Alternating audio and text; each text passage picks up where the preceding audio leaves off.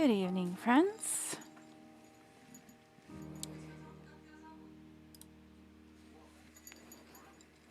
And Merry Christmas Eve. And those of you that are international and in the future, Merry Christmas. There was nothing of high mark in this. Let me make this full screen. There we go. They were not a handsome family. They were not well dressed. Their shoes were far from being waterproof.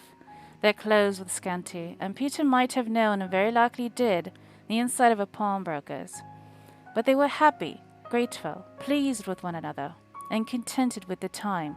And when they faded, and looked happier yet in the bright sprinklings of the Spirit's torch at parting, Scrooge had his eye upon them, and especially on Tiny Tim, until the last.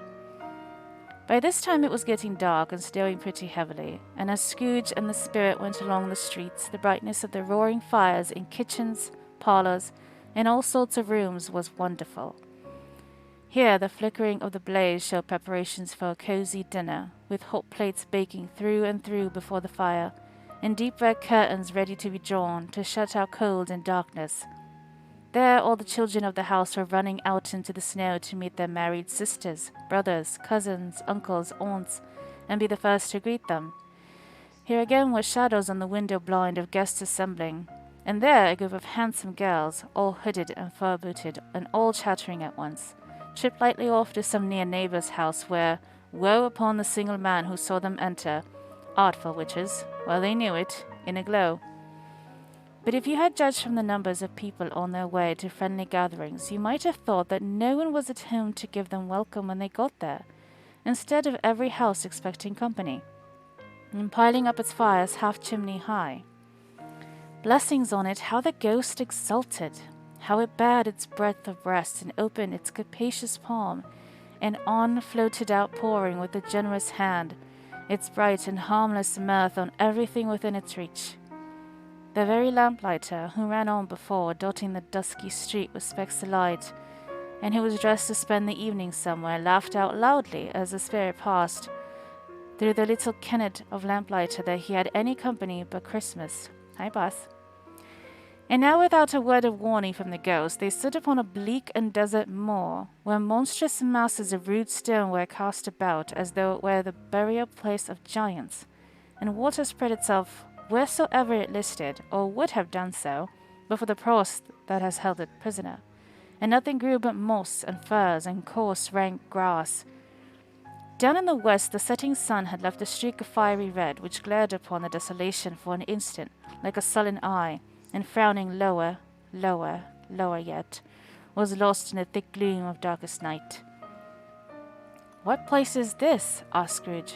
"A place where miners live, who labor in the bowels of the earth," returned the Spirit. "But they know me. See." A light shone from the window of a hut, and swiftly they advanced towards it. Passing through the wall of mud and stone, they found a cheerful company assembled round a glowing fire, an old man and woman, with their children and their children's children, and another generation beyond that, all decked out gaily in their holiday attire. The old man, in a voice that seldom rose above the howling of the wind upon the barren waste, was singing them a Christmas song. It had been a very old song when he was a boy, and from time to time they all joined in the chorus. So surely as they raised their voices, the old man got quite blithe and loud, and so surely as he stopped, his vigour sank again. The Spirit did not tarry here, but bade Scrooge hold his robe, and passing on above the moor, sped whither? Not to see, to see.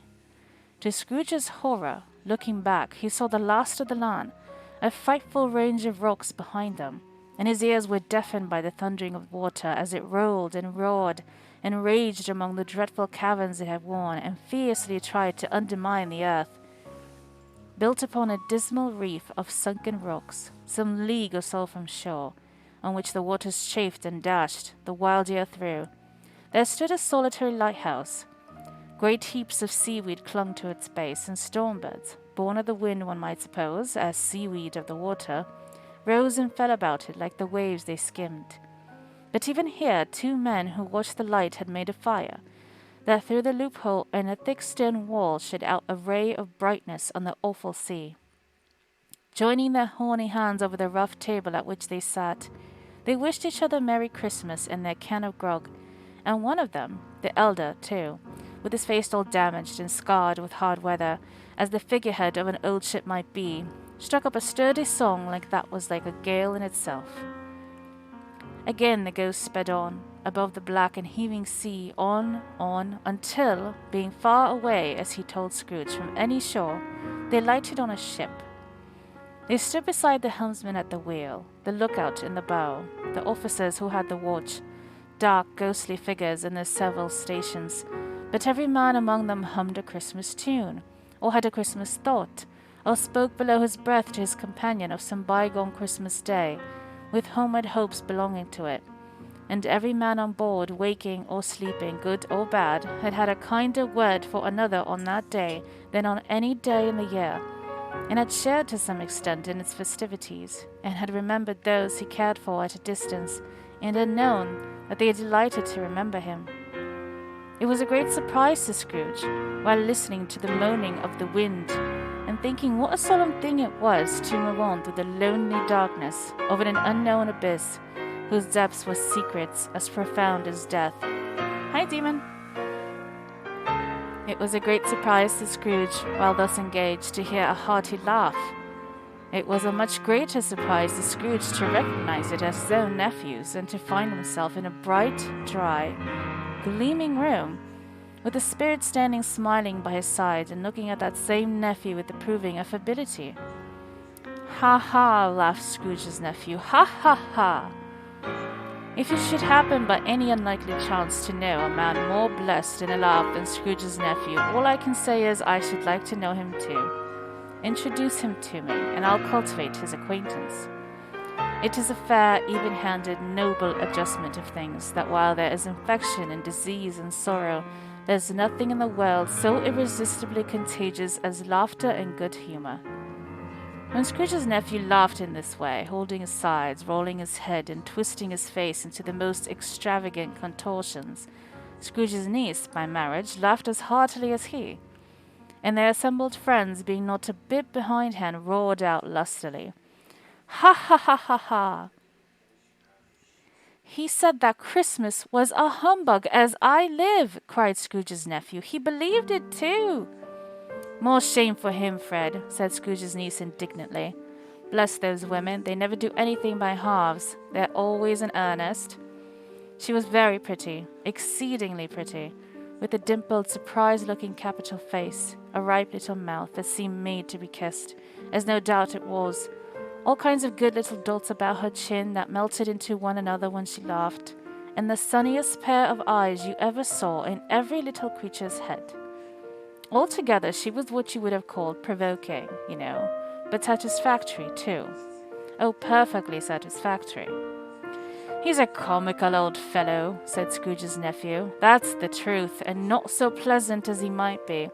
However, his offences carry their own punishment, and I have nothing to say against him." "I'm sure he's very rich, Fred," hinted Scrooge's niece. "At least you always tell me so." "What of that, my dear?" said Scrooge's nephew. "His wealth is of no use to him. He don't do any good with it.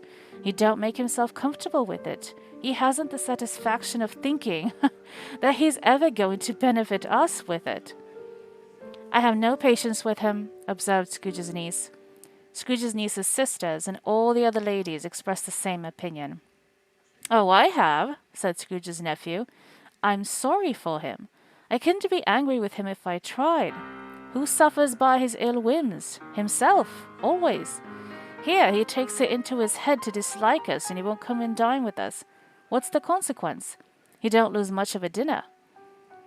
"Indeed, I think he loses a very good dinner," interrupted Scrooge's niece. Everybody else said the same, and they must be allowed to have been competent judges, because they had just had dinner, and with the dessert upon the table, were clustered round the fire by lamplight. "Hi, Lennox. Thank you for the bits." "Well, I'm very pleased to hear it," said Scrooge's nephew, "because I haven't any great faith in these young housekeepers. What do you say, Topper?" Topper had clearly got his eye upon one of Scrooge's niece's sisters, for he answered that a bachelor was a wretched outcast who had no right to express an opinion on the subject. Whereas Scrooge's niece's sister, the plump one with the lace tucker, not the one with the roses, blushed. "Do go on, Fred," said Scrooge's niece, clapping her hands. "He never finishes what he begins to say. He's such a ridiculous fellow." Scrooge's nephew revelled in another laugh, and as it was impossible to keep the infection off, though the plump sister tried hard to do it with aromatic vinegar, his example was unanimously followed. "I was only going to say," said Scrooge's nephew, "that the consequence of his taking a dislike to us and not making merry with us is, as I think, that he loses some pleasant moments which could do him no harm. I am sure he loses pleasanter companions than he can find in his own thoughts, either in his mouldy old office or his dusty chambers. I mean to give him the same chance every year, whether he likes it or not, for I pity him. He may rail at Christmas till he dies, but he can't help thinking better of it. I defy him. If he finds me going there in good temper year after year, and saying, 'Uncle Scrooge, how are you?' if it only puts him in vain to leave his poor cleft £50, that's something. And I think I shook him yesterday." It was their turn to laugh now, at the notion of his shaking Scrooge. But being thoroughly good-natured, and not much caring what they laughed at, so that they laughed at any rate, he encouraged them in their merriment, and passed the bottle joyously. After tea they had some music, for they were a musical family, and knew what they were about when they sung a glee or catch, I can assure you, especially Topper, who could growl away in the bass like a good one, and never swell the large veins in his forehead, or get red in the face over it. Scrooge's niece played well upon the harp, and played among other tunes a simple little air, a mere nothing, you might learn to whistle it in 2 minutes, which had been familiar to the child who fetched Scrooge from the boarding school, as he had been reminded by the ghost of Christmas past. When the strain of music sounded, all the things the ghost had shown him came upon his mind. He softened more and more, and thought that if he could have listened to it often years ago, he might have cultivated the kindness of life for his own happiness with his own hands, without resorting to the sexton's spade that buried Jacob Marley. But they didn't devote the whole evening to music. After a while they played at forfeit, for it is good to be children sometimes, and never better than at Christmas, when its mighty founder was a child himself. Stop! There was first a game at Blind Man's Buff, of course there was, and I no more believe Topper was really blind than I believe he had eyes in his boots. My opinion is that it was a done thing between him and Scrooge's nephew, and that the ghost of Christmas present knew it. The way he went after that plump sister in the lace tucker was an outrage on the credulity of human nature. Knocking down the fire irons, tumbling over the chairs, bumping up against the piano, smothering himself among the curtains, wherever she went, there went he. He always knew where the plump sister was. He couldn't catch anybody else. If you had fallen up against him, as some of them did, and stood there, he would have made a feint of endeavouring to size you, which had been an affront to your understanding. It would instantly have sidled off in the direction of the plump sister. She often cried out that it wasn't fair, and it really was not. But when at last he caught her, when in spite of all her silken rustlings and her rapid flutterings past him, he got her into a corner whence there was no escape, then his conduct was the most execrable. For his pretending not to know her, his pretending that it was necessary to touch her headdress, and further to assure herself of her identity by pressing a certain ring upon her finger, and a certain chain about her neck, was vile, monstrous. No doubt she told him her opinion of it when another blind man being in office. They were so very confidential together behind the curtains. Scrooge's niece was not one of the blind man's buff party, but was made comfortable with a large chair and a footstool in a snug corner, where the ghost and Scrooge were close behind her. But she joined in the forfeits, and loved her love to admiration with all the letters of the alphabet. Likewise at the game of how, when, and where, she was very great, and to the secret joy of Scrooge's nephew beat her sisters hollow, though they were sharp girls too, as Topper could have told you. I played. There might have been 20 people there, young and old, but they all played, and so did Scrooge, for wholly forgetting, in the interest he had in what was going on, that his voice made no sound in their ears. He sometimes came out with his guests quite loud, and very often guessed right, too. Thank you for the resub. For the sharpest needle, best Whitechapel, warranted not to cut in the eye, was not sharper than Scrooge, blunt as he took it in his head to be. The ghost was greatly pleased to find him in this mood, and looked upon him with such favour that he begged like a boy to be allowed to stay until the guests departed. Thank you for the bits, Lennox. Again. Okay, Blade. Get home safely, love. But the spirit said, could not be done. Here's a new game, said Scrooge. 1/2 hour, spirit, only one. It was a game called Yes and No, where Scrooge's nephew had to think of something, and the rest must find out what. He only answering to their questions yes or no, as the case was.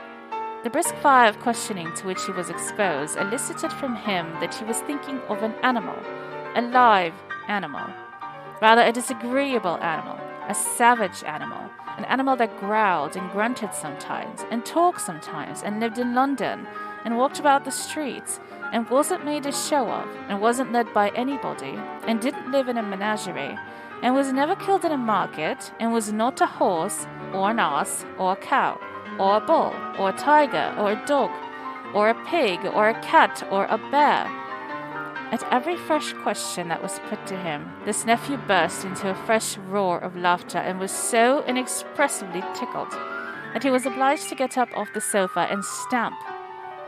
At last, the plump sister, falling into a similar state, cried out, I have found it out! I know what it is, Fred! I know what it is! What is it? Cried Fred. It's your Uncle Scrooge! Which it certainly was. Admiration was the universal sentiment, though some objected that the reply to is it a bear ought to have been yes, inasmuch as an answer in the negative was sufficient to have diverted their thoughts from Mr. Scrooge, supposing they had ever had any tendency that way. He has given us plenty of merriment, I'm sure, said Fred, and it would be ungrateful not to drink his health. Here's a glass of mulled wine ready to our hand at the moment, and I say Uncle Scrooge. Well, Uncle Scrooge, they cried. A Merry Christmas and a Happy New Year to the old man, whatever he is, said Scrooge's nephew. He wouldn't take it from me, but he may have it, nevertheless. Uncle Scrooge. Uncle Scrooge had imperceptibly become so gay in light of heart that he would have pledged the unconscious company in return, and thanked them in an inaudible speech if the ghost had given him time. But the whole scene passed off in the breath of the last words spoken by his nephew, and he and the spirit were again upon their travels. Much they saw, and far they went, and many homes they visited, but always with a happy end. The spirits stood beside sick beds, and they were cheerful. On foreign lands, and they were close at home. By struggling men, and they were patient in their greater hope. By poverty, and it was rich. In almshouse, hospital, and jail, and misery's every refuge, where vain man in his little brief authority had not made fast the door, and barred the spirit out, he left his blessing and taught Scrooge his precepts.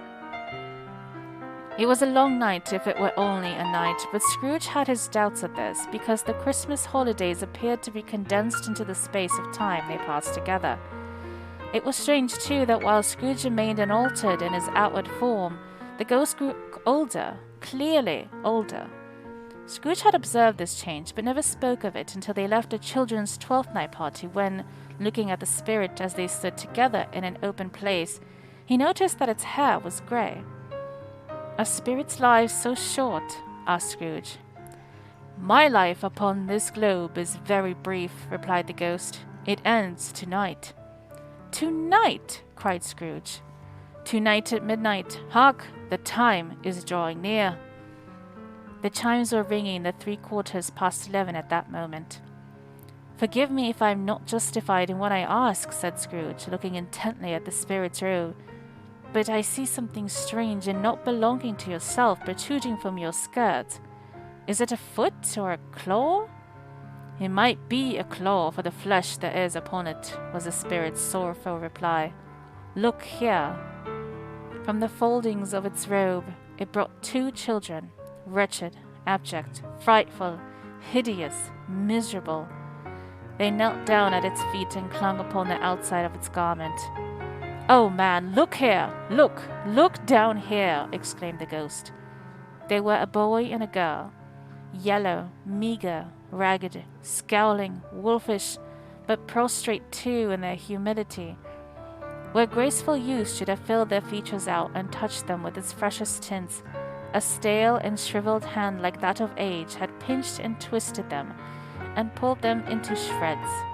Where angels might have sat enthroned, devils lurked and glared out menacing. No change, no degradation, no perversion of humanity in any grade. Through all the mysteries of a wonderful creation has monsters half so horrible and dread. Scrooge started back, appalled. Having them shown to him in this way, he tried to say they were fine children, but the words choked themselves. Rather than be parties to a lie of such enormous magnitude. "Spirit, are they yours?" Scrooge could say no more. "They are man's," said the spirit, looking down upon them, "and they cling to me, appealing from their fathers. This boy is ignorance. This girl is want. Beware them both, and all of their degree. But most of all beware this boy, for on his brow I see that written which is doom, unless the writing be erased. Deny it," cried the spirit, stretching out its hand towards the city. "Slander those who tell it ye. Admit it for your factious purposes, and make it worse, and bide the end." "Have they no refuge or resource?" cried Scrooge. "Are there no prisons?" said the spirit, turning on him for the last time with his own words. "Are there no workhouses?" The bell struck 12. Scrooge looked about him for the ghost and saw it not. As the last stroke ceased to vibrate, he remembered the prediction of old Jacob Marley, and lifting up his eyes, beheld a solemn phantom, draped and hooded, coming like a mist along the ground towards him. Stave 4, the last of the spirits.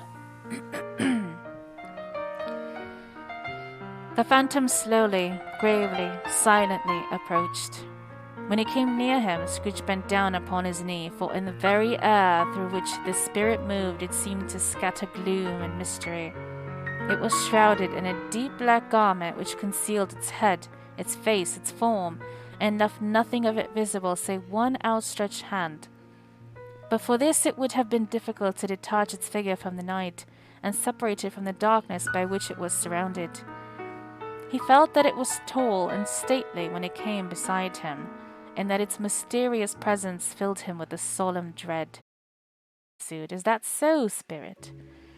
The upper portion of the garment was contracted for an instant in its folds, as if the spirit had inclined its head. That was the only answer he received. Although well used to ghostly company by this time, Scrooge feared the silent shape so much that his legs trembled beneath him, and he found that he could hardly stand when he prepared to follow it. The spirit paused a moment, as observing his condition and giving him time to recover. But Scrooge was all the worse for this.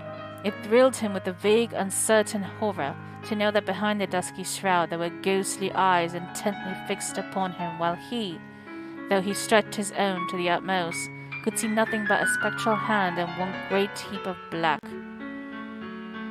"Ghost of the future," he exclaimed, "I fear you more than any spectre I have seen.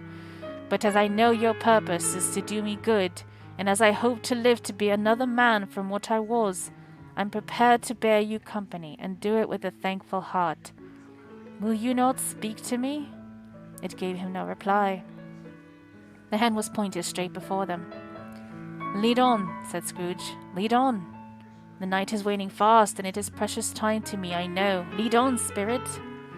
The phantom moved away as it had come towards him. Scrooge followed in the shadow of its dress, which bore him up, he thought, and carried him along. They scarcely seemed to enter the city, for the city rather seemed to spring up about them and encompass them of its own act. But there they were, in the heart of it. on change amongst the merchants who hurried up and down and chinked the money in their pockets and conversed in groups and looked at their watches and trifled thoughtfully with their great gold seals and so forth as Scrooge had seen them often. The spirit stopped beside one little knot of businessmen. Observing that the hand was pointed to them, Scrooge advanced to listen to their talk. "No," said a great fat man with a monstrous chin. "I don't know much about it either way. I only know he's dead." "When did he die?" inquired another. "Last night, I believe." "Why, what was the matter with him?" asked a third, taking a vast quantity of snuff out of a very large snuff-box. "I thought he'd never die." "God knows," said the first with a yawn. "What has he done with his money?" asked a red-faced gentleman with a pendulous excrescence on the end of his nose that shook like the gills of a turkey-cock. "I haven't heard," said the man with the large chin, yawning again. "Left it to his company, perhaps. He hasn't left it to me, that's all I know." "Hi, Ben." This pleasantry was received with a general laugh. "It's likely to be a very cheap funeral," said the game speaker, "for upon my life I don't know of anybody to go to it. Suppose we make up a party and volunteer." "I don't mind going if our lunch is The phantom glided on into a street. Its finger pointed to two persons meeting. Scrooge listened again, thinking that the explanation might lie here. He knew these men also perfectly. They were men of business, very wealthy, and of great importance. He had made a point always of standing well in their esteem. In a business point of view, that is. Strictly in a business point of view. "How are you?" said one. "How are you?" returned the other. "Well," said the first, "Old Scratch has got his own at last, eh?" "So I am told," returned the second. "Cold, isn't it?" "Seasonable for Christmas time. You're not a skater, I suppose?" No. Something else to think of. "Good morning." Not another word. That was their meeting, their conversation, and their parting. Scrooge was at first inclined to be surprised that the spirit should attach importance to conversations apparently so trivial, but feeling assured that they must have some hidden purpose, he set himself to consider what it was likely to be. They could scarcely be supposed to have any bearing on the death of Jacob, his old partner, for that was past, and this ghost's province was the future. Nor could he think of any one immediately connected with himself to whom he could apply then. But nothing doubting that to whomever they applied they had some latent moral for his own improvement, he resolved to treasure up every word he heard and everything he saw, and especially to observe the shadow of himself when it appeared. For he had an expectation that the conduct of his future self would give him the clue he missed, and he would render the solution of these riddles easy. I'm reading in a British accent because I put up a poll yesterday, and British accent won, hence that.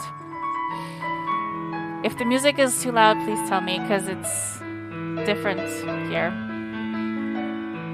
He looked about in that very place for his own image, but another man stood in his accustomed corner, and though the clock pointed to his usual time of day,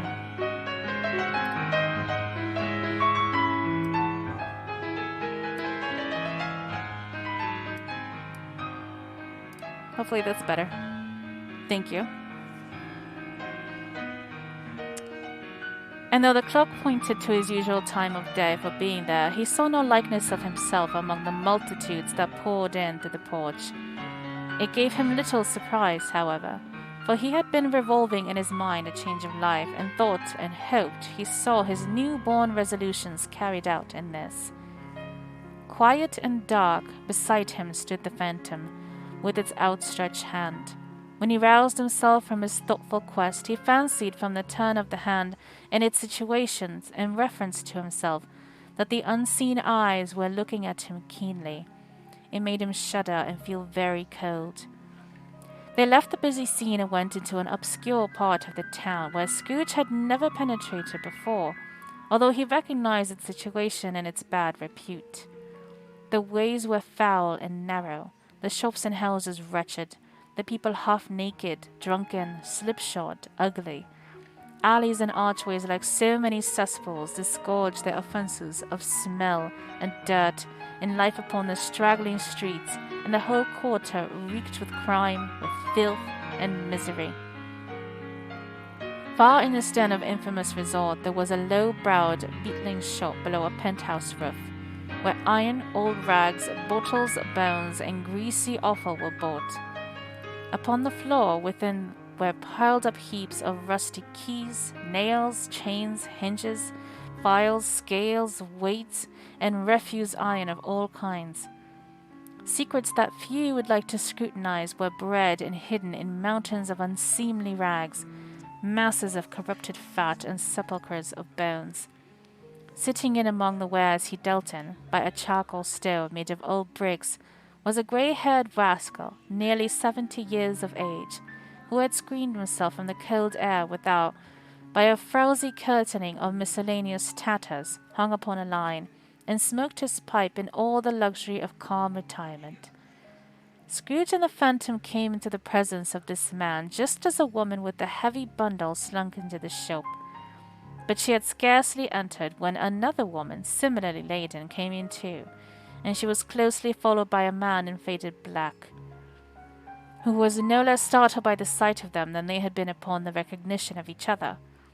After a short period of blank astonishment, in which the old man with the pipe had joined them, they all three burst into a laugh. "Let the charwoman alone to be the first," cried she who entered first. "Let the laundress alone to be the second, and let the undertaker's man alone to be the third. Look here, old Joe, here's a chance. If we haven't all three met here without meaning it." "You couldn't have met in a better place," said old Joe, removing his pipe from his mouth. "Come into the parlour. You were made free of it long ago, you know, and the other two aren't strangers. Stop till I shut the door of the shop. Ah, how it squeaks! There aren't such a rusty bit of metal in the place as its own hinges, I believe. And I'm sure there's no such old bones here as mine. Ha ha! We're all suitable to our calling. We're well matched. Come into the parlour. Come into the parlour." The parlour was the space behind the screen of rags. The old man raked the fire together with an old stair-rod, and having trimmed his smoky lamp, for it was night, with the stem of his pipe, put it in his mouth again. While he did this, the woman who had already spoken threw her bundle on the floor and sat down in a flaunting manner on a stool, crossing her elbows on her knees and looking with a bold defiance at the other two. "What odds, then? What odds, Mrs. Dilbert?" said the woman.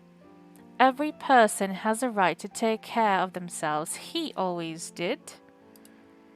"That's true indeed," said the laundress. "No man more so."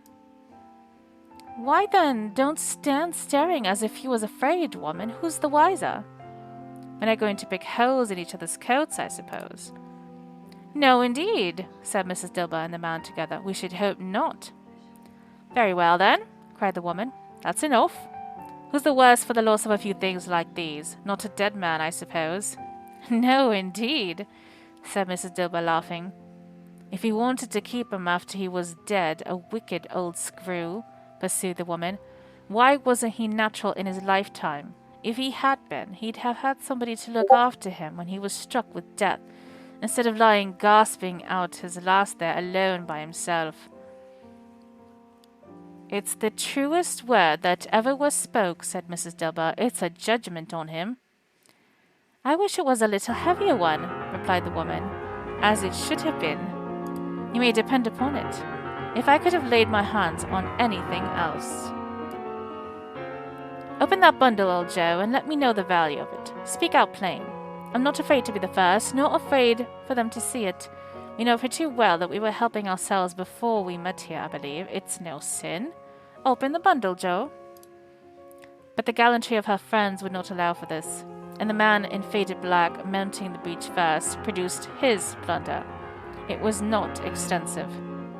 A seal or two, a pencil case, a pair of sleeve buttons, and a brooch of no great value were all. They were severally examined and appraised by old Joe, who chalked the sums he was disposed to give for each upon the wall, and added them up into a total when he found there was nothing more to come. "That's your account," said Joe, "and I wouldn't give another 6 pence if I was to be boiled for not doing it. Who's next?" Mrs. Dilber was next. Sheets and towels, a little wearing apparel, 2 old-fashioned silver teaspoons, a pair of sugar tongs, and a few boots. Her account was stated on the wall in the same manner. I always give too much to ladies. It's a weakness of mine, and that's the way I ruin myself, said old Joe. That's your account. If you asked me for another penny and made it an open question, I'd repent of being so liberal and knock off half a crown. I now undo my bundle, Joe, said the first woman. Joe went down on his knees for the greater convenience of opening it, and having unfastened a great many knots, dragged out a large and heavy roll of some dark stuff. What do you call this? Said Joe. Bed curtains. Ah, returned the woman, laughing, and leaning forward on her crossed arms. Bed curtains. You don't mean to say you took him down, rings and all, with him lying there? Said Joe. Yes, I do, replied the woman. Why not? You were born to make your fortune, said Joe, and you'll certainly do it. I certainly shan't hold my hand when I can get anything in it by reaching it out. For the sake of such a man as he was, I promise you, Joe, returned the woman coolly. Don't drop that oil upon the blankets now. His blankets? Asked Joe. Whose else do you think? Replied the woman. He isn't likely to take cold without them, I dare say. I hope he didn't die of anything catching, eh? Said old Joe, stopping in his work and looking up. Don't you be afraid of that, returned the woman. I ain't so fond of his company that I'd loiter about him for such things if he did. Ah, you may look through that shut till your eyes ache, but you won't find a hole in it, nor a threadbare place. It's the best he had, and a fine one too. They'd have wasted it if it hadn't been for me. What do you call wasting of it? Asked old Joe. Putting it on him to be buried in, to be sure, replied the woman with a laugh. Somebody was fool enough to do it, but I took it off again. If calico ain't good enough for such a purpose, it isn't good enough for anything. It's quite as becoming to the body.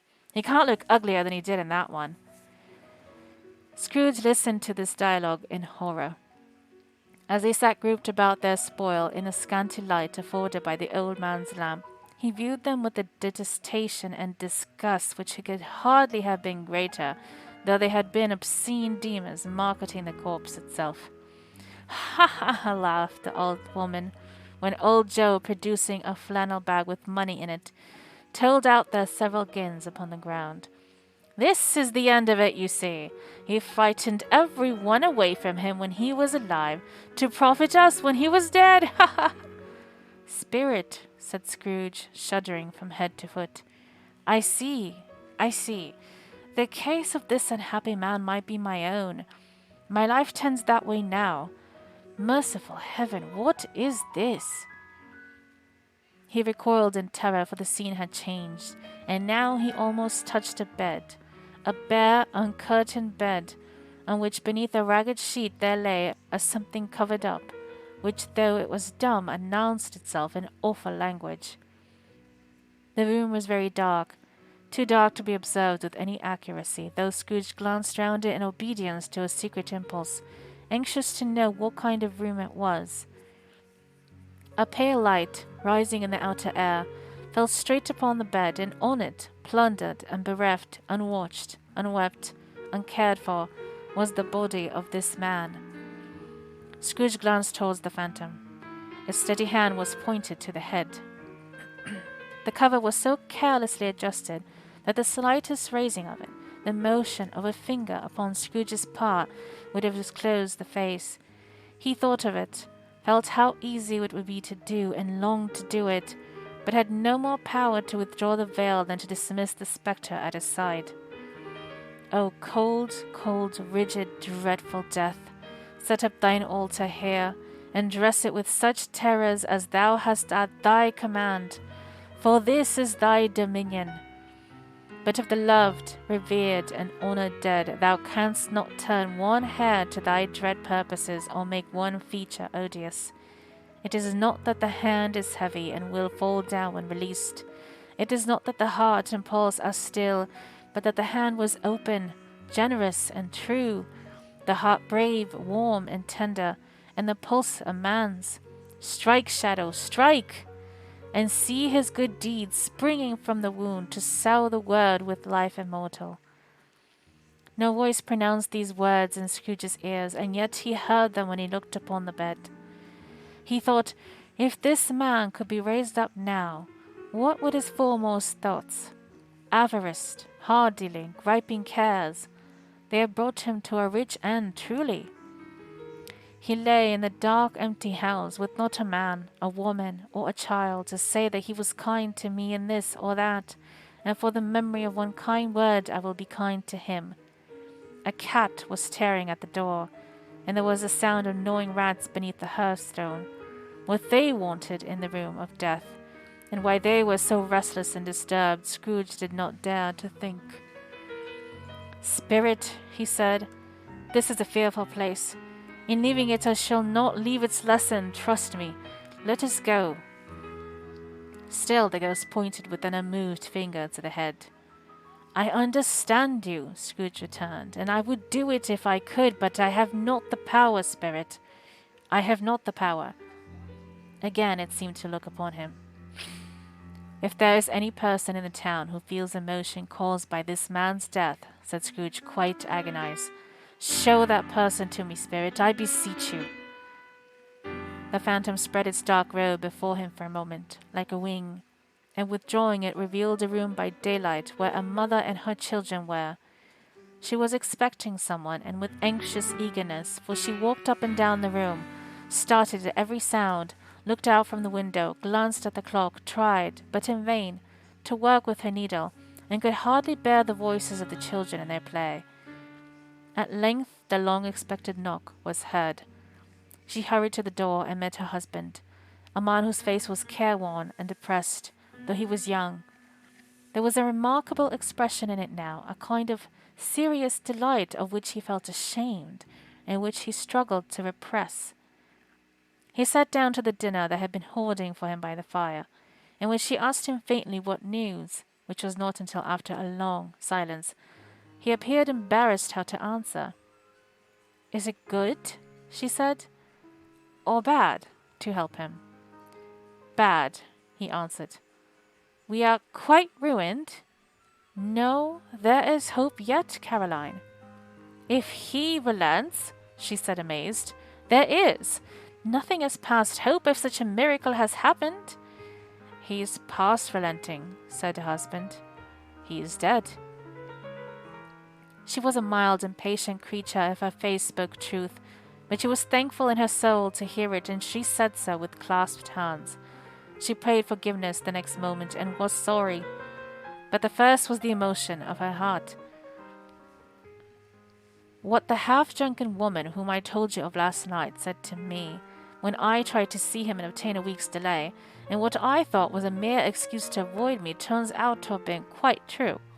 He was not only very ill, but dying then." "To whom will our debt be transferred?" "I don't know. But before that time we shall be ready with the money, and even though we were not, it would be bad fortune indeed to find so merciless a creditor in his successor.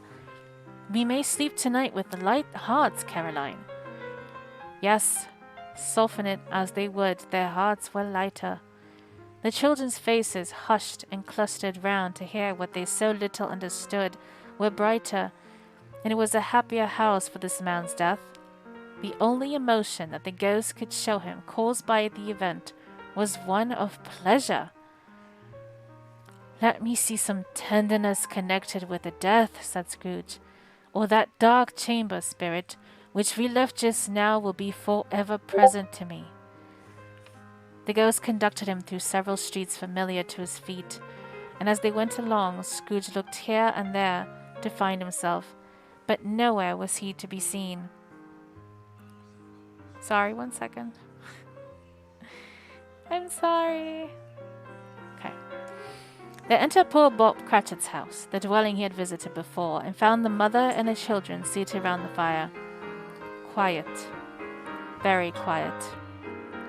The noisy little Cratchits were as still as statues in one corner, and sat looking up at Peter, who had a book before him. The mother and her daughters were engaged in sewing, but surely they were very quiet. And he took a child and set him in the midst of them. Where had Scrooge heard those words? He had not dreamed them. The boy must have read them out as he and the spirit crossed the threshold. Why did he not go on? The mother laid her work upon the table and put her hand up to her face. "The colour hurts my eyes," she said. "The colour? Our poor tiny Tim." "They're better now again," said Cratchit's wife. "It makes them weak by candlelight, and I wouldn't show weak eyes to your father when he comes home for the world. It must be near his time." "Past it, rather," Peter answered, shutting up his book. "But I think he's walked a little slower than he used these few last evenings, Mother." They were very quiet again. At last she said, and in a steady, cheerful voice that only faltered once, I have known him walk with Tiny Tim upon his shoulder very fast indeed." "And so have I," cried Peter. "Often." "And so have I," exclaimed another. "So had all." "But he was very light to carry," she resumed, intent upon her work, "and his father loved him so that it was no trouble. No trouble. And there's your father at the door." She hurried out to meet him, and little Bob and his comforter, he had need of it, poor fellow, came in. His tea was ready for him on the hob, and they all tried who should help him to it most. Then the two young Cratchits got upon his knees and laid each child a little cheek against his face, as if they said, "Don't mind it, father, don't be grieved." Bob was very cheerful with them, and spoke pleasantly to all the family. He looked at the work upon the table and praised the industry and speed of Mrs. Cratchit and the girls. They would be done long before Sunday, he said. "Sunday? You went today, then, Robert?" said his wife. "Yes, my dear," returned Bob. "I wish you could have gone. It would have done you good to see how green a place it is, but you'll see it often. I promised him that I would walk there on a Sunday." "My little child," cried Bob. "My little child." He broke down all at once. He couldn't help it. If he could have helped it, he and his child would have been farther apart perhaps than they were. He left the room and went upstairs into the room above, which was lighted cheerfully and hung with Christmas. There was a chair set close beside the child, and there were signs of someone having been there lately. Poor Bob sat down in it, and when he had thought a little and composed himself, he kissed the little face. He was reconciled to what had happened, and went down again quite happy. They drew about the fire and talked, the girls and mother working still. Bob told them of the extraordinary kindness of Mr. Scrooge's nephew, whom he had scarcely seen but once, and who, meeting him in the street that day, and seeing that he looked just a little down, you know, said Bob, inquired what had happened to distress him. On which, said Bob, for he is the pleasantest spoken gentleman you ever heard, I told him, "I'm heartily sorry for it, Mr. Cratchit," he said, "and heartily sorry for your good wife." By the by, how he ever knew that, I don't know. "Knew what, my dear?" "Why, that you were a good wife," replied Bob. "Everybody knows that," said Peter. "Very well observed, my boy," cried Bob. "I hope they do." "Heartily sorry," he said, "for your good wife. If I can be of service to you in any way," he said, giving me his card, "that's where I live. Pray come to me." "Now it wasn't," cried Bob, "for the sake of anything he might be able to do for us, so much as for his kind way, that this was quite delightful. It really seemed as if he had known our tiny team, and felt with us." "I'm sure he is a good soul," said Mrs. Cratchit. "You would be sure of it, my dear," returned Bob, "if you saw and spoke to him. I shouldn't be at all surprised, mark what I say, if he got Peter a better situation." "Only hear that, Peter," said Mrs. Cratchit. "And then," cried one of the girls, "Peter will be keeping company with someone and setting up for himself." "Get along with you," retorted Peter, grinning. "It's just as likely as not," said Bob, "one of these days, though there's plenty of time for that, my dear. But however and whenever we part from one another, I'm sure we shall none of us forget poor Tiny Tim, shall we? Or this first parting that there was among us." "Never, father," cried they all. "And I know," said Bob, I know, my dears, that when we recollect how patient and how mild he was, although he was a little child, we shall not quarrel easily amongst ourselves and forget poor Tiny Tim in doing it. No, never, father, they all cried again. I am very happy, said little Bob. I am very happy. Mrs. Cratchit kissed him. His daughters kissed him. The two young Cratchits kissed him, and Peter and himself shook hands. Spirit of Tiny Tim, thy childish essence was from God. Spectre, said Scrooge, something informs me that our parting moment is at hand. I know it, but I know not how. Tell me what man that was whom we saw lying dead. The ghost of Christmas yet to come conveyed him, as before, though at a different time, he thought. Indeed, there seemed no order in these latter visions save that they were in the future, into the resorts of business men, but showed him not himself. Indeed, the spirit did not stay for anything, but went straight on as to the end just now desired, until besought by Scrooge to tarry for a moment. This court, said Scrooge, through which we hurry now, is where my place of occupation is, and has been for a length of time. I see the house. Let me behold what I shall be in days to come. The spirit stopped. The hand was pointed elsewhere. The house is yonder, Scrooge exclaimed. Why do you point away? The inexorable finger underwent no change. Scrooge hastened to the window of his office and looked in. It was an office still, but not his. The furniture was not the same, and the figure in the chair was not himself. The phantom pointed as before. He rejoined it once again, and wondering why and whither he had gone, accompanied it until they reached an iron gate. He paused to look round before entering. A churchyard. Here, then, the wretched man whose name he had now to learn lay underneath the ground. It was a worthy place, walled in by houses, overrun by grass and weeds, the growth of vegetation's death, not life, choked up with too much burying, fat with repleted appetite. A worthy place. The spirit stood among the graves and pointed down to one. He advanced towards it, trembling. The phantom was exactly as it had been, but he dreaded that he saw a new meaning in its solemn shape. Before I draw near to that stone to which you point, said Scrooge, answer me one question. Are these the shadows of the things that will be, or are they shadows of things that may be only? Still the ghost pointed downward to the grave by which it stood. Men's courses will foreshadow certain ends, to which if preserved in they must lead, said Scrooge. But if the courses be departed from, the ends will change. Say it is thus with what you show me. The spirit was immovable as ever. Scrooge crept toward it, trembling as he went, and following the finger read upon the stone of the neglected grave his own name, Ebenezer Scrooge. Am I the man who lay upon the bed? He cried, upon his knees. The finger pointed from the grave to him and back again. No, spirit! Oh, no, no! The finger still was there. Spirit! He cried, tight clutching at its robe. Hear me!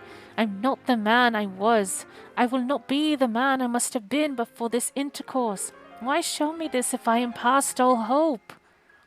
For the first time, the hand appeared to shake. Good spirit, he pursued, as down upon the ground he fell before it, your nature intercedes for me and pities me. Assure me that I yet may change these shadows you have shown me by an altered life. The kind hand trembled. I will honor Christmas in my heart and try to keep it all the year. I will live in the past, the present, and the future. The spirits of all three shall strive within me. I will not shut out the lessons that they teach. Oh, tell me I may sponge away the writing on this stone. In his agony he caught the spectral hand. It sought to free itself, but he was strong in his entreaty and detained it. The spirit, stronger yet, repulsed him. Holding up his hands in one last prayer to have his fate reversed, he saw an alteration in the phantom's hood and dress. It shrunk, collapsed, and Will kneeled down into a bedpost. Stave 5. The end of it. Yes, and the bedpost was his own. The bed was his own. The room was his own. Best and happiest of all, the time before him was his own to make amends in. I will live in the past, the present, and the future, Scrooge repeated as he scrambled out of bed. The spirits of all three shall strive within me. Oh, Jacob Marley, heaven and the Christmas time be praised for this. I say it on my knees, old Jacob, on my knees. He was so fluttered and so glowing with his good intentions that his broken voice would scarcely enter through his call. He had been sobbing violently in his conflict with the spirit, and his face was wet with tears. They are not torn down, cried Scrooge, folding one of his bed curtains in his arms. They are not torn down, rings and all. Here they are. I am here. The shadows of all things that would have been may be dispelled. They will be, I know they will. His hands were busy with his garments all this time, turning them inside out, putting them on upside down, tearing them, mislaying them, making them parties to every kind of extravagance. I don't know what to do, cried Scrooge, laughing and crying in the same breath, and making a perfect lacoon of himself with his stockings. I am as light as a feather. I am as happy as an angel. I am as merry as a schoolboy. I am as giddy as a drunken man. A Merry Christmas to everybody. A Happy New Year to all the world. Hello there. Whoop. Hello. He had frisked into the sitting room and was now standing there, perfectly winded. There's the saucepan that the gruel was in, cried Scrooge, starting off again and frisking round the fireplace. There's the door by which the ghost of Jacob Marley entered. There's the corner where the ghost of Christmas present sat. There's the window where I saw the wandering spirits. It's all right. It's all true. It all happened. Really, for a man who had been out of practice for so many years, it was a splendid laugh, a most illustrious laugh, the father of a long, long line of brilliant laughs. I don't know what day of the month it is, said Scrooge. I don't know how long I've been among the spirits. I don't know anything. I'm quite a baby. Never mind. I don't care. I'd rather be a baby. Hello! Whoop! Hello there! He was checked in his transports by the churches ringing out the lustiest peals he had ever heard. Clash, clang, hammer, ding, dong, bell. Bell, dong, ding, hammer, clang, clash. Oh, glorious! Glorious! Running to the window, he opened it and put out his head. No fog, no mist. Clear, bright, jovial, stirring, cold. Cold, piping for the blood to dance to. Golden sunlight, heavenly sky, sweet fresh air, merry bells. Oh, glorious, glorious! What's today? Cried Scrooge, hauling downward to a boy in Sunday clothes, who perhaps had loitered in to look about him. Eh? Returned the boy, with all his might of wonder. What's today, my fine fellow? Said Scrooge. Today? Replied the boy. Why, Christmas Day. It's Christmas Day, said Scrooge to himself. I haven't missed it. The spirits have done it all in one night. They can do anything they like. Of course they can. Of course they can. Hello, my fine fellow. Hello, returned the boy. Do you know the poulterers in the next street but one, at the corner? Scrooge inquired. I should hope I did, replied the lad. An intelligent boy, said Scrooge. A remarkable boy. Do you know whether they've sold the prize turkey that was hanging up there? Not the little prize turkey, the big one. What, the one as big as me? Returned the boy. What a delightful boy, said Scrooge. It's a pleasure to talk to him. Yes, my buck. It's hanging there now, replied the boy. Is it? Said Scrooge. Go and buy it. Walker! Exclaimed the boy. No, no, said Scrooge. I am in earnest. Go and buy it, and tell him to bring it here, that I may give them the direction where to take it. Come back with the man, and I'll give you a shilling. Come back with him in less than 5 minutes, and I'll give you half a crown. The boy was off like a shot. He must have had a steady hand at a trigger, who could have got a shot off half so fast. I'll send it to Bob Cratchit's, whispered Scrooge, rubbing his hands and spitting with a laugh. He shan't know who sends it. It's twice the size of Tiny Tim. George Miller never made such a joke as sending it to Bob's Wilby. The hand in which he wrote the address was not a steady one, but write it he did somehow, and went downstairs to open the street door, ready for the coming of the poulterer's man. As he stood there, waiting his arrival, the knocker caught his eye. "I shall love it, as long as I live," cried Scrooge, patting it with his hand. "I scarcely ever looked at it before. What an honest expression it has in its face. It's a wonderful knocker. Here's the turkey. Hello. Whoop. How are you? Merry Christmas." It was a turkey. He never could have stood upon his legs, that bird. He would have snapped them short off in a minute like sticks of sealing wax. "Why, it's impossible to carry that to Camden Town," said Scrooge. "You must have a cab." The chuckle with which he said this, and the chuckle with which he paid for the turkey, and the chuckle with which he paid for the cab, and the chuckle with which he recompensed the boy, were only to be exceeded by the chuckle with which he sat down breathless in his chair again, and chuckled till he cried. Shaving was not an easy task, for his hand continued to shake very much, and shaving requires attention, even when you don't dance while you're at it. But if he had cut the end of his nose off, he wouldn't have put a piece of sticking plaster over it and been quite satisfied. He dressed himself all in his best, and at last got out into the streets. The people were by this time pouring forth, as he had seen them with the ghost of Christmas present, and walking with his hands behind him. Scrooge regarded every one with a delighted smile. He looked so irresistibly pleasant, in a word, that 3 or 4 good-humoured fellows said, "Good morning, sir. A Merry Christmas to you." And Scrooge said often afterwards that of all the blithe sounds he had ever heard, those were the blithest in his ears. He had not gone far, when coming on towards him he beheld the portly gentleman who had walked into his counting-house the day before, and said, "Scrooge and Marley's, I believe."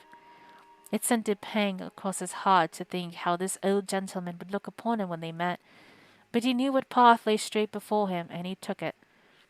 "My dear sir," said Scrooge, quickening his pace, and taking the old gentleman by both his hands, "how do you do? I hope you succeeded yesterday. It was very kind of you. A Merry Christmas to you, sir." "Mr. Scrooge?" "Yes," said Scrooge, "that is my name, and I fear it may not be pleasant to you.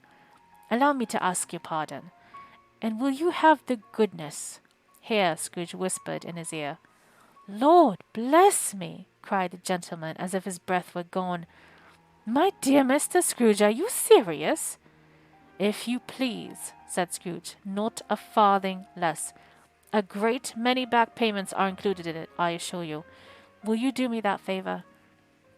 "My dear sir," said the other, shaking hands with him, "I don't know what to say to such munificent—" "Don't say anything, please," retorted Scrooge.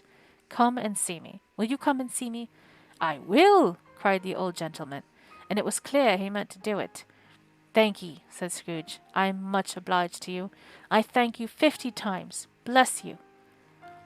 He went to church and walked about the streets, and watched the people hurrying to and fro, and patted children on the head, and questioned beggars, and looked down into the kitchens of houses and up to the windows, and found that everything could yield him pleasure. He had never dreamed that any walk, that anything, could give him so much happiness. In the afternoon he turned his steps toward his nephew's house. He passed the door a dozen times before he had the courage to go up and knock, but he made a dash and did it. "Is your master at home, my dear?" said Scrooge to the girl. "Nice girl, very." "Yes, sir." "Where is he, my love?" said Scrooge. "He's in the dining-room, sir, along with mistress. I'll show you upstairs, if you please." "Thank ye, he knows me," said Scrooge, with his hand already on the dining-room lock. "I'll go in here, my dear." He turned it gently, and sidled his face in round the door. They were looking at the table, which was spread out in great array, for these young housekeepers are always nervous on such points, and like to see that everything is right. "Fred," said Scrooge. Dear heart alive, how his niece by marriage started! Scrooge had forgotten for the moment about her sitting in the corner with the footstool, or he wouldn't have done it on any account. "Why, bless my soul!" cried Fred. "Who's that?" "It is I, your Uncle Scrooge. I've come to dinner. Will you let me in, Fred?" Let him in? It is a mercy he didn't shake his arm off. He was at home in 5 minutes. Nothing could be heartier. His niece looked just the same. So did Topper when he came. So did the plump sister when she came. So did everyone when they came. Wonderful party, wonderful games, wonderful unanimity, wonderful happiness. But he was early at the office next morning, or he was early there. If he could only be there first and catch Bob Cratchit coming late, that was the thing he had his heart set upon. And he did. Yes, he did. The clock struck 9. No Bob. 1/4 past. No Bob. He was full 18 minutes and a half behind his time. Scrooge sat with his door wide open that he might see him come into the tank. His hat was off before he opened the door, his comforter too, who was on a stool in a jiffy, driving away with his pen as if he were trying to overtake 9 o'clock. "Hello," growled Scrooge in his accustomed voice, as near as he could than I have given you for many a year. I'll raise your salary, and endeavour to assist your struggling family, and we will discuss your affairs this very afternoon over a Christmas bowl of smoking bishop bulb. Make up the fires and buy another coal scuttle before you dot another I, Bob Cratchit." Scrooge was better than his word. He did it all and infinitely more. And to Tiny Tim, who did not die, he was a second father. He became as good a friend, as good a master, and as good a man as the good old city knew, or any other good old city, town, or borough in the good old world. Some people laughed to see the alteration in him, but he let them laugh, and little heeded them, for he was wise enough to know that nothing ever happened on this globe for good at which people did not have their fill of laughter in the outset. And knowing that such as these would be blind anyway, he thought it quite as well that they should wrinkle up their eyes in grins, as have the malady in less attractive forms. His own heart laughed, and that was quite enough for him. He had no further intercourse with spirits, but lived upon the total abstinence principle ever afterwards, and it was always said of him that he knew how to keep Christmas well, if any man alive possessed the knowledge. May that be truly said of us, and all of us. And so, as Tiny Tim observed, God bless us, every one. The end!